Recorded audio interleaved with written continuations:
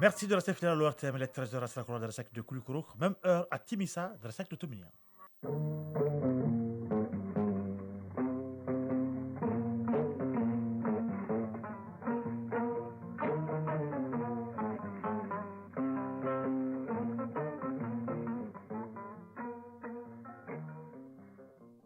Le journal Isaac Tienou. Mesdames, Messieurs, bonjour et bienvenue à la deuxième édition du Mal Actualité. Voici les grandes lignes de cette édition. Séance de présentation, d'échange, d'appropriation de cadres stratégiques de refondation. L'opération a pour but de partager les 10 documents avec les hauts cadres de l'administration publique, les institutions et les autorités indépendantes. Clôture dans le mandat de la caravane nationale de la société civile malienne pour la justice climatique. Les organisations ont remis une copie de leur déclaration pour la justice climatique en amont à la COP 2027. Eh bien, l'année 2027, oui, est prévu en novembre en Égypte. Et un document remis au ministre de l'Environnement, de l'Enseignement et du Développement durable. On parle à soi dans ce journal, une actualité qui s'est développée par Famoud Dourté, et nous parlons surtout de football avec la compétition africaine des clubs. La SL de Bamako jouera dans transfert au stade du 26 mars contre Osovok du Ghana. Ici à Bamako, du basketball lance la question avec les demi-finales de la Coupe du Mali. Chronique de société, c'est en fin de journal. Cheikh Oumar Sangaré nous parle de la résistance Dogon à l'occupation coloniale entre 1893 et 1920. Une des résistances donc peu connues mais très importante. Voilà pour le titre. Je le disais, séance de présentation, d'échange et d'appropriation du cadre stratégique de la refondation. L'événement était placé sous la présidence du ministre en charge de la refondation et de sa collègue en charge des réformes politiques et institutionnelles. L'opération a pour but de partager les 10 documents avec les hauts cadres de l'administration publique, les institutions et les autorités indépendantes. Le point avec Arsène Touré. L'objectif général du cadre stratégique de la refondation est d'assurer un véritable processus de refondation du Mali à travers la mise en œuvre des recommandations des Assises nationales de la refondation.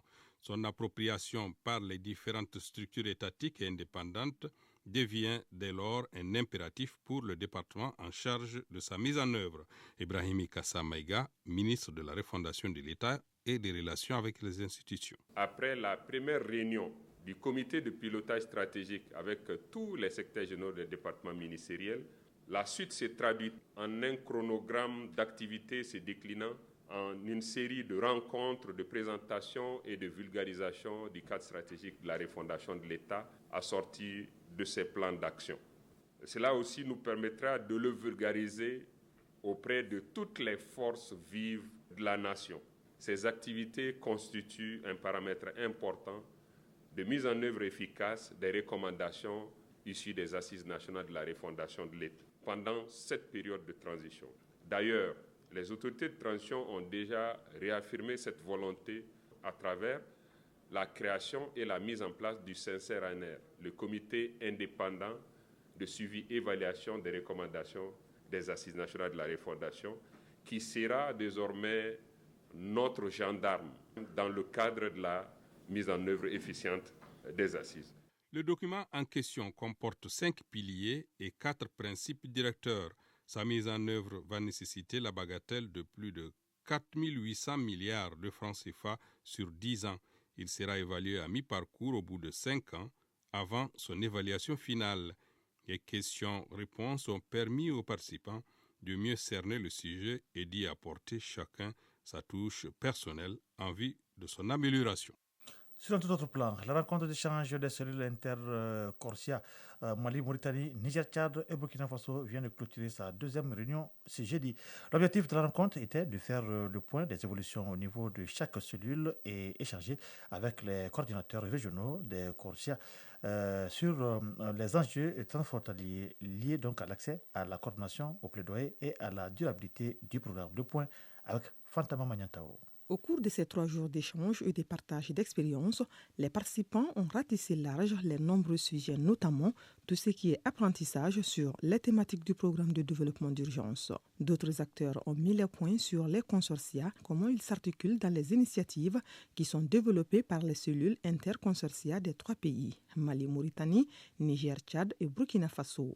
Iliassou Salamou Alassane, responsable régional suivi évaluation, cellule interconsortia. Ça a été une opportunité et pour les projets de l'interconsortia et pour les différents projets qui sont mis en œuvre au niveau de ces 3 pays-là, y compris, je dirais même 5 pays, dont le Tchad et la Mauritanie, en plus du Niger, du Burkina et du Mali. Donc ça a été une bonne opportunité pour eux de partager toutes sortes de défis et de difficultés qu'ils rencontrent et aussi d'améliorer la collaboration entre l'interconsortia et les différents projets, mais également de sortir avec une feuille de route qui permettra d'améliorer la collaboration, mais aussi d'améliorer tous les dispositifs d'apprentissage qui a été bâti ensemble de façon consensuelle et de façon participative. Le programme de développement d'urgence couvre 5 pays. Il mise sur la cohésion, la protection sociale et la sécurité alimentaire. Le programme est entièrement financé par l'Union européenne.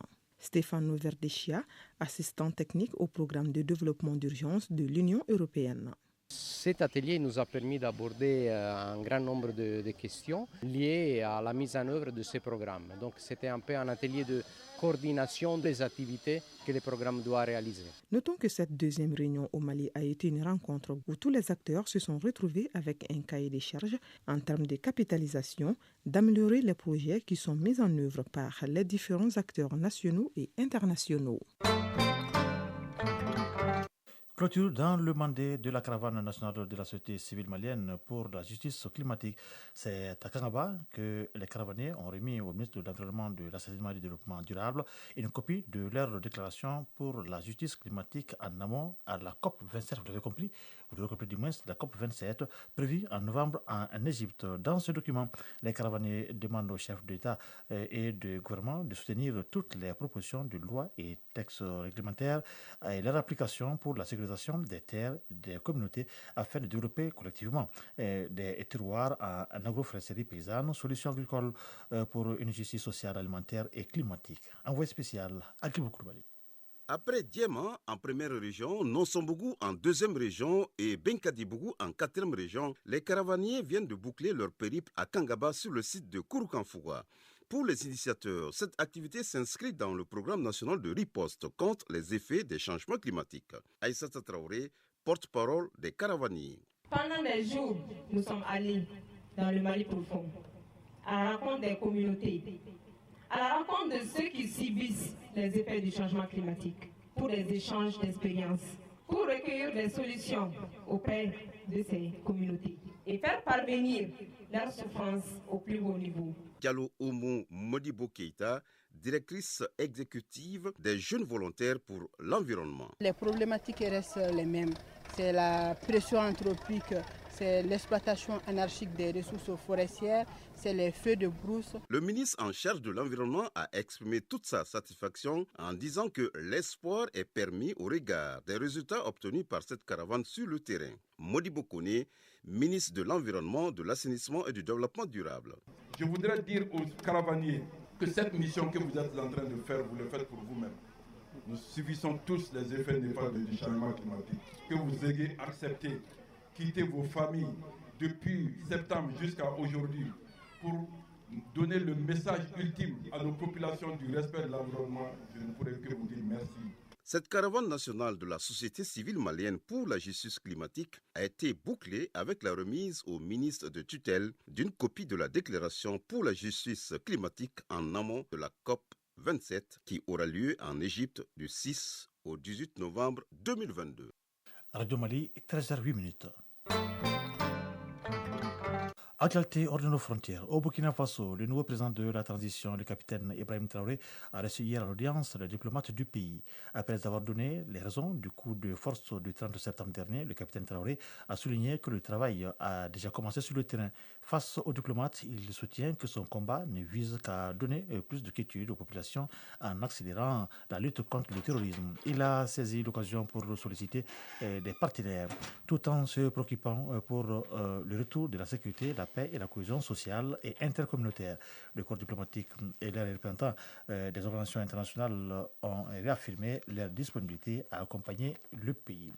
En Côte d'Ivoire, le président en exercice de la CEDEAO et également président de la Guinée-Bissau, Umaro Sissoko Embalo, était hier à Abidjan pour une visite de travail. Il a rencontré le président Alassane Dramane Ouattara.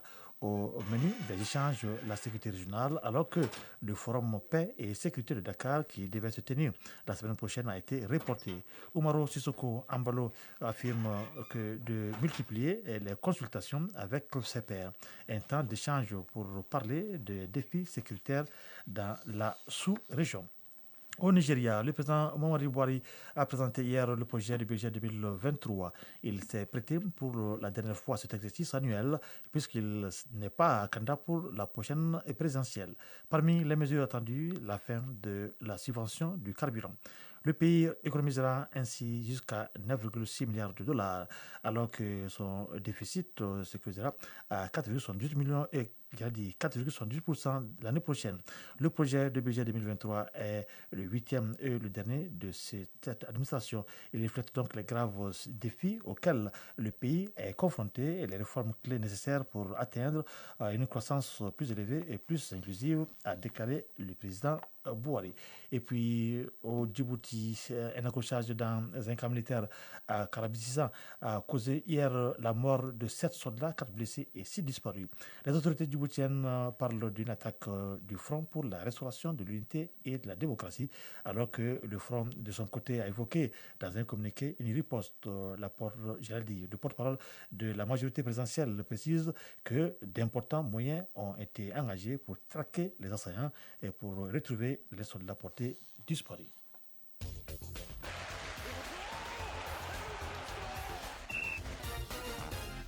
C'est l'heure du sport et c'est l'affaire de Famour Djouté. Famour Djouté, bonjour. Bonjour Isaac. On commence par le football pour dire que l'ASL Bamako affronte donc cet après-midi à Sofok Dakar, un match aller du deuxième tour préliminaire de la Coupe de la Confédération africaine de football. Ah oui, Sragatou Cissé est allé voir comment les Scorpions de l'ASL se sont préparés pour cette manche aller suivant cet élément. Après l'AS Douane du Burkina Faso, c'est au tour des Ghanéens de Harsafak de se mettre sur la route de l'AS Real au deuxième tour préliminaire de la Coupe de la Confédération. Les Scorpions vont se tester à un habitué des Coupes africaines, Harsafak du Ghana. Le Real est prêt à avaler l'os ghanéen. Noum Ghané, entraîneur de l'AS Real. Je pense qu'on a tout mis en œuvre quand même pour qu'on puisse être capable de répondre présent les jours J. Voilà. On a quelques soucis seulement par rapport à quelques joueurs qui ont des problèmes de santé. Bon, à part ça, je pense que ceux qui ont joué les matchs passés, la majorité sont là quand même.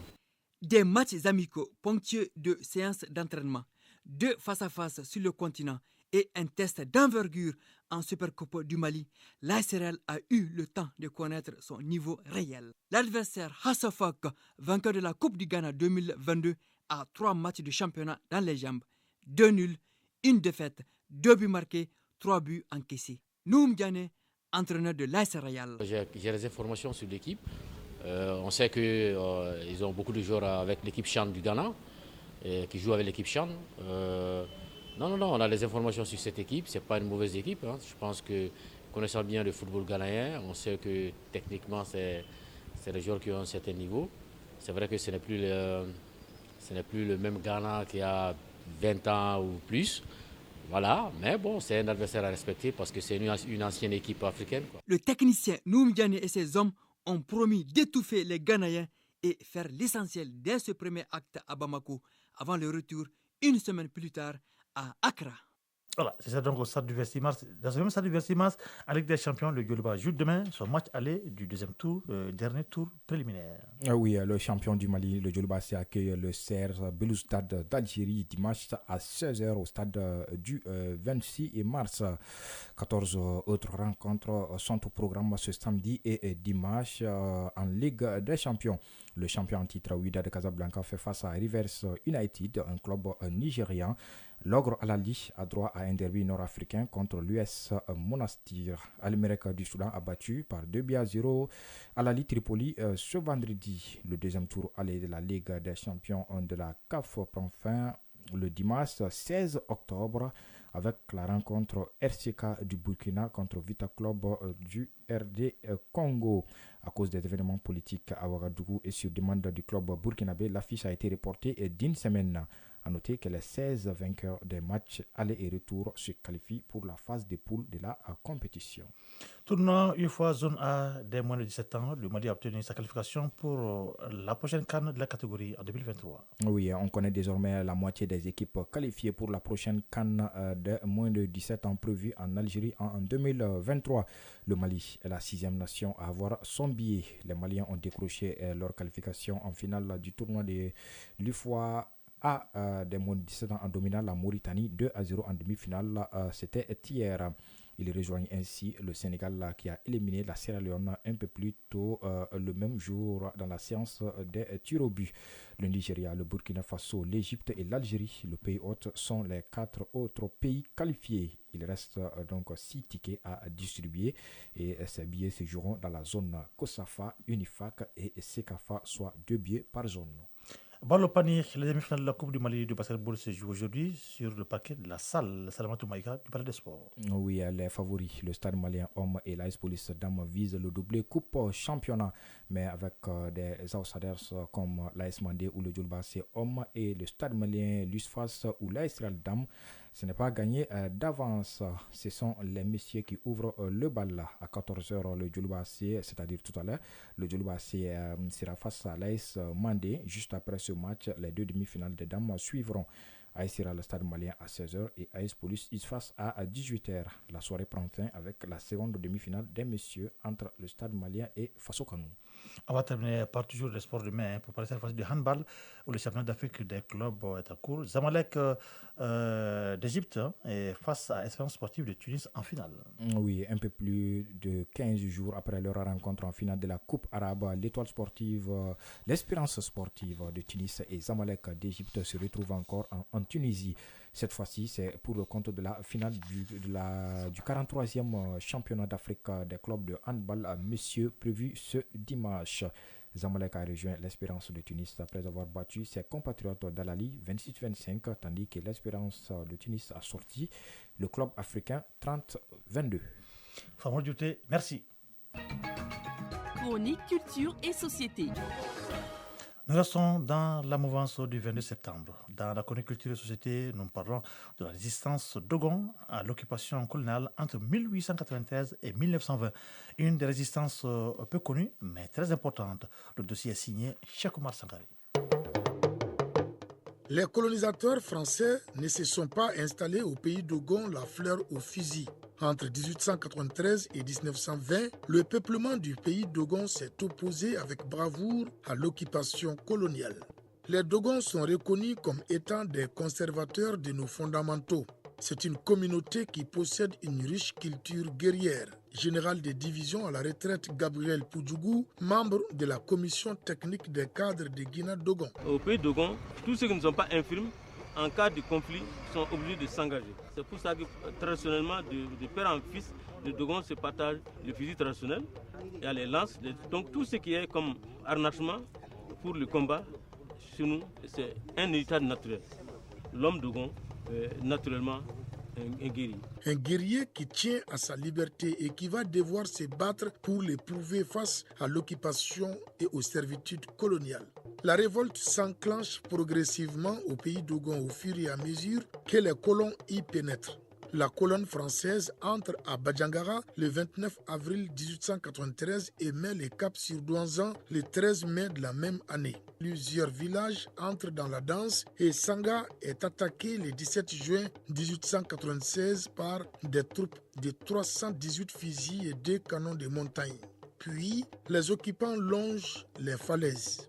Vous savez qu'il y a eu des combats à Kourikori. Kourikori, c'est entre Gundara et Banyara. En 1896, quand la colonne est arrivée à Tereli, Tereli c'est occupé la falaise. Quand vous quittez Dourou, vous descendez, vous longez la falaise pour aller vers Amani, vers Banani, il y a Tereli. Et le premier affrontement, c'était à Tereli. Ça a été très dur. Ils ont perdu beaucoup d'hommes. Et la colonne même a été dispersée à Tereli. Les gens n'en parlent pas beaucoup, mais la bataille de Tereli a été vraiment très très dure. Ils sont repartis à Banyara. De Banyara, maintenant, ils ont passé par le plateau pour venir à Sanga. À Sanga également, il y a eu affrontement. Il y a eu beaucoup de morts à Sanga également. Mais beaucoup qui étaient au combat de Tereli sont montés à Sanga pour défendre Sanga. De Sanga, on part vers Nigari voilà, Ningari et vers Ibissa-Bouré, et on peut même descendre vers Douanza. De ce côté également, il y a eu beaucoup d'affrontements. Il y a le village d'Ibissa. Ibissa, c'est un village qui est situé dans les collines, qui est très difficile d'accès. Il y a eu une tentative qui a échoué. À chaque fois que les gens sont partis à Ibissa, ils ont été vaincus à cause de la situation très difficile du village. Il y a eu également la zone de Kassa. Bamba, c'est la même chose. La résistance Dogon fut rude à tel point que, de 1903 à 1909, il fallait une autorisation spéciale et un convoi d'au moins 50 fusils pour qu'une troupe coloniale traverse le pays Dogon. C'est dans cette ambiance tendue que les membres de la Guinée brûlent le marché et les campements de Sao où étaient logés des colons le 31 mai 1909. Ceux qui sont installés dans des villes comme Bamako et Sigiri achètent des fusils plus perfectionnés et rentrent dans les falaises pour défendre la patrie. C'est comme ça qu'ils ont dit, ce qui se passe, il y a lieu vraiment maintenant de mettre une grande opération de pacification. Et cette grande opération de pacification, justement, a été menée en faisant appel à beaucoup de forces, tout un bataillon, et qui ont attaqué ces villages. Après Dala, nous avons Kikara. Après Kikara, nous partons vers Boni. Donc c'est comme ça qu'il y a eu la bataille de Kikara également. Et ça, c'était en 1910. Le dernier combat a eu lieu à Tabi. Tabi, c'est au sud de Omburi, en 1920. La première décennie des années 1900 fut donc marquée par l'échec de la politique d'apprivoisement des Dogons. Pour pacifier la zone, les troupes coloniales ont récupéré entre le 3 décembre 1909 et le 7 février 1910 8000 fusils, 3000 lances et flèches aux défenseurs Dogons. La résistance Dogon à la pénétration coloniale de 1893 à 1920 est une autre page glorieuse du grand livre de l'histoire contemporaine du Mali.